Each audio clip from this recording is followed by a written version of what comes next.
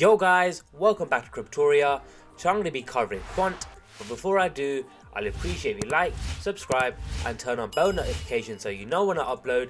And with that being said, let's get into today's video.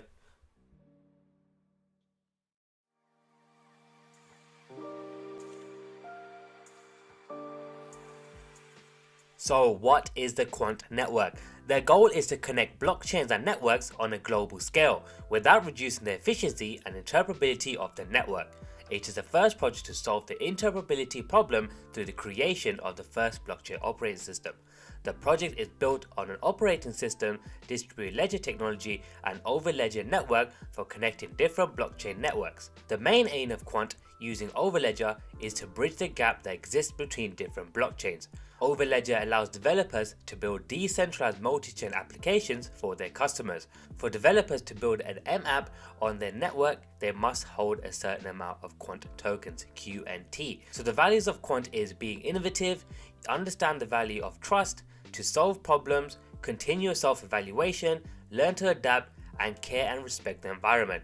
Some differences in why Quant is different is that it is recognized market leaders in DLT, focus on enterprise solutions, and flexible deployment options. So guys, jumping straight onto CoinMarketCap, as you guys can see, they are doing pretty well at the moment, being 62, so they are in the top 100, so they do have a lot of room to grow as well. I will be going over the website later on. Currently the price is actually up nearly 30% over the last 24 hours, currently circulating underneath the $125 mark, just shy of that $130. So the current market cap is over that $1.4 billion, so it's doing pretty well. Current circulating volume is over $141 million. Going over the price chart very quickly, as you guys can see, since 2018 has been circulating underneath that $25 mark ever since until early on this year, until it did burst out and jump all the way towards that $130 mark, as you guys can see. In terms of where you guys can buy it, they are just been recently listed on Binance, so you could go trade on there, but you can trade on all these other platforms as well, guys. So I will be jumping onto the website now. So I have just jumped over onto the Quant Network's website. As you guys can see, it's pretty minimal, pretty good in terms of it does grab the attention of people as well. So connecting all the world's distributed ledgers for faster, more efficient growth. So go ahead and check out that video as well. It just gives you more insight of what it is. So just jumping onto this, leading the connectivity revolution. Recent years have been a massive advances in distributed ledger technologies such as blockchain, DAG, and Tempo.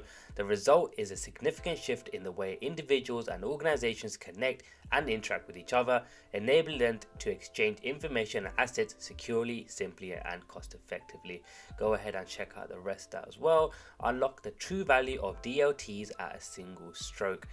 Going down, there is a quote from Gilbert Verdane, who is CEO and founder of Quant as well. We solved DLT interoperability, thereby positioning us to re-architect our systems and create networks as connected as the world we live in, to help drive tremendous value, open up new markets, and realize new efficiencies for enterprise, governments, and individuals alike.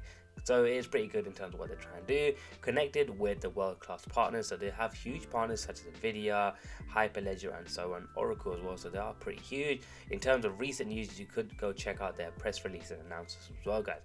So guys, I will be jumping straight onto the news as well. So as you guys can see, very recent, in fact it actually happened today. So as you guys can see, Binance will list Clover Finance, so it's a different coin, and Quant QNT will now open for trade. So if you just go over here, QNT/BNB, BUSD, USDT will be trading as of today, 6 AM UTC. So it is huge as well that they are jumping onto Binance as well. Hopefully soon they will be able to trade on futures as well. Just gives people, who has, bigger accounts, or people who actually trade on futures as well, just to give an insight of how this works as well. So this is pretty huge as well, and hopefully it did actually boost the price up today as well, which I will be covering later on.